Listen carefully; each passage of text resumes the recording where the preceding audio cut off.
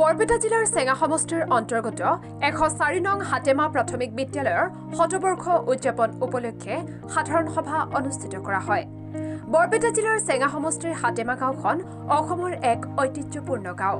এই গাঁওখনত 1925 চনত 104 নং হাতেমা প্ৰাথমিক বিদ্যালয়খন স্থাপন কৰা হয়।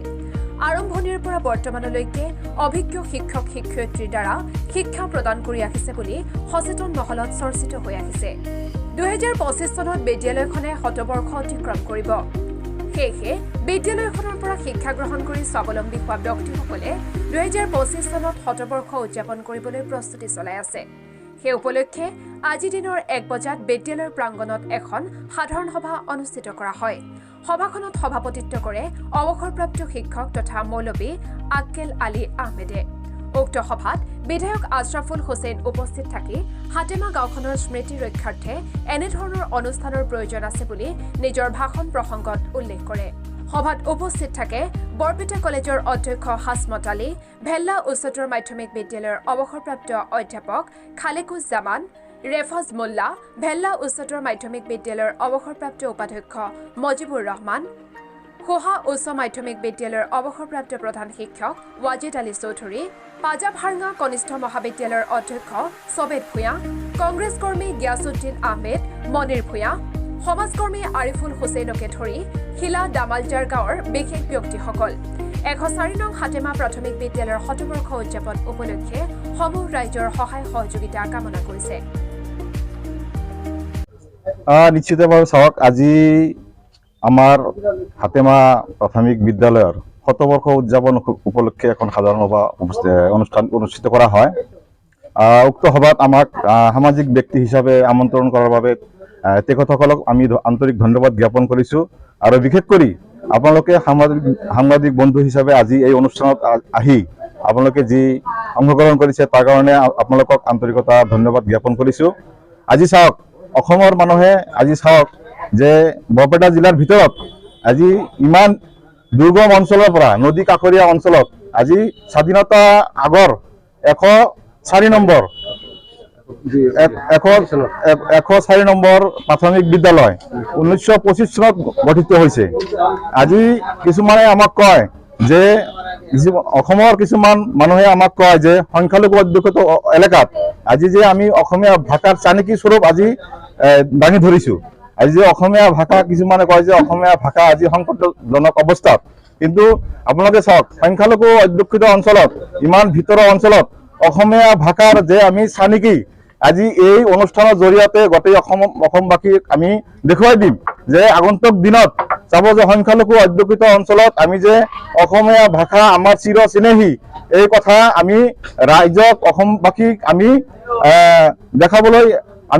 দেখাবলৈ এই অনুষ্ঠান আয়োজন কৰিছোঁ। আৰু ভাবোঁ যে আগন্তুক দিনত অসমৰ মানুহে বৰপেটা জিলাক লৈ যি কিছুমান মানুহে তুচ্ছ তাচ্ছল্য কৰে যে অসমীয়া ভাষাৰ প্ৰতি সংকট আহিছে, অসমীয়া সংখ্যালঘু অধ্যুষিত অঞ্চলত অসমীয়া ভাষাৰ কোনো আদৰ নাই। আজি এই অনুষ্ঠানৰ জৰিয়তে, আজি এই শতবৰ্ষ উদযাপনৰ জৰিয়তে আজি অসমৰ মানুহে দেখিবলৈ পাব যে আগন্তুক দিনত আমি অসমৰ ভাষা, সংস্কৃতি, কলা, কৃষ্টি কেনেকৈ আমি মূলসুঁতিৰ মানুহৰ লগত একত্ৰিত হৈ এই শতবৰ্ষ অনুষ্ঠানটি উদযাপন কৰিম। গতিকে আপোনালোকে দেখিবলৈ পাব। কিছুমান বিশেষ ব্যক্তিয়ে বাণিজ্য মেলাক এক ব্যৱসায় হিচাপে গঢ়ি উঠি আছে বুলি সংখ্যালঘু মানুহক দোষাৰোপ কৰি আছে। এই ক্ষেত্ৰত কি ক'ব আপোনালোকে? আজি চাওক, কিছুমান অসাধু বুলি ক'ম, কিছুমান সমাজৰ কিছুমান মানুহ আছে, তেওঁলোকে নিশ্চিতভাৱে প্ৰশ্নটো একদম হেৰি কৰিব নোৱাৰি, কিন্তু কিছুমান মানুহ আছে। কিন্তু বাণিজ্য মেলাৰ ক্ষেত্ৰত যে আজিকালি বাণিজ্য মেলা বা গ্ৰন্থমেলাৰ ক্ষেত্ৰত যে কেৱল যে খালি বেয়া দিশ আছে সেইটো নহয়, ভাল দিশো আছে। গতিকে আমি দুয়োটা দিশে চালি জাৰি চাব লাগিব।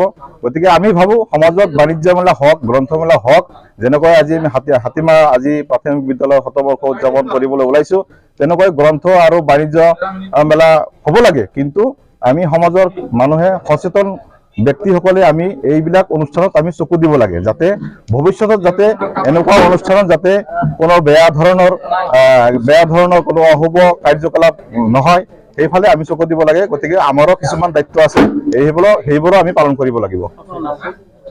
মোৰ নাম বৰপেটা জিলাৰ চেঙা সমষ্টিৰ অন্তৰ্গত 104 নং হাতেমা প্ৰাথমিক বিদ্যালয়খন 1925 চনত প্ৰতিষ্ঠা হৈছিল আৰু এই বিদ্যালয়খনে অহাটো বৰ্ষত 100 বৰ্ষ পূৰণ কৰিব আৰু সেই অনুযায়ী হাতেমা গাঁৱৰ এই বিদ্যালয়ৰ প্ৰাক্তন ছাত্ৰ এই বিদ্যালয় প্ৰতিষ্ঠাৰ লগত জড়িত থকা ব্যক্তিসকলৰ পৰিয়াল আৰু এই অঞ্চলৰ ব্যক্তিসকলে এই বিদ্যালয়ত 100 বৰ্ষ উদযাপনৰ কাৰণে আগবাঢ়িছে। হাতেমা প্ৰাথমিক বিদ্যালয়খন কেৱল এটি বিদ্যালয় নহয়, এটি স্মৃতি বিজড়িত আৰু আৱেগ বিজড়িত অনুষ্ঠান। এই অনুষ্ঠানটো কেইবাবাৰো গৰাখহনীয়াৰ পীড়িত হৈ সম্প্ৰতি এই বিদ্যালয়খন হিলা গাঁৱত অৱস্থিত আৰু ইতিমধ্যে আপোনালোকে জানে হাতেমা যিখন গাঁও বুলি কোৱা হৈছিল সেই গাঁওখন দুটি গাঁৱৰ সমাহাৰ আছিল। এটা আছিল কাছাৰীপাৰা, আনটো আছিল বালাপাৰা আৰু পৰৱৰ্তী সময়ত হাতেমা গাঁৱৰ মানুহখিনি গৰাখহনীয়া কবলত পৰি বৰবাদী গাঁৱলৈ স্থানান্তৰিত হৈছিল।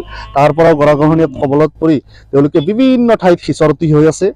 গতিকে এই অনুষ্ঠানটোৰ জৰিয়তে হাতেমা গাঁও বা তাৰ নিকটৱৰ্তী গাঁওসমূহৰ বাসিন্দাসকলে একেলগ হ'ব বিচাৰিছে আৰু একেটা সময়তে শৈক্ষিক সামাজিক ক্ষেত্ৰত তেওঁলোকে এই 100 বৰ্ষৰ জৰিয়তে কিছু বাৰ্তা দিব বিচাৰিছে আৰু গতিকে সেই উদ্দেশ্যক আগত ৰাখি এই অঞ্চলৰ মুৰব্বীসকল একত্ৰিত হৈছে। এই অনুষ্ঠানত মই নিজেও আজি অংশগ্ৰহণ কৰিছিলোঁ আৰু মই আশা কৰিছোঁ যে এই অনুষ্ঠানটো সফল সামৰণি হওক আৰু সফলভাৱে যিহেতু আৰম্ভ হৈছে নিশ্চিতভাৱে সামৰণি হ'ব আৰু এইটো এটা ইউনিক আৰু অনন্য অনুষ্ঠান হিচাপে গঢ় দিয়াৰ ক্ষেত্ৰত মই এওঁলোকৰ চেষ্টাৰ সৈতে মই নিজেও সংযুক্ত থাকিম বা তেওঁলোকৰ লগত থাকিম।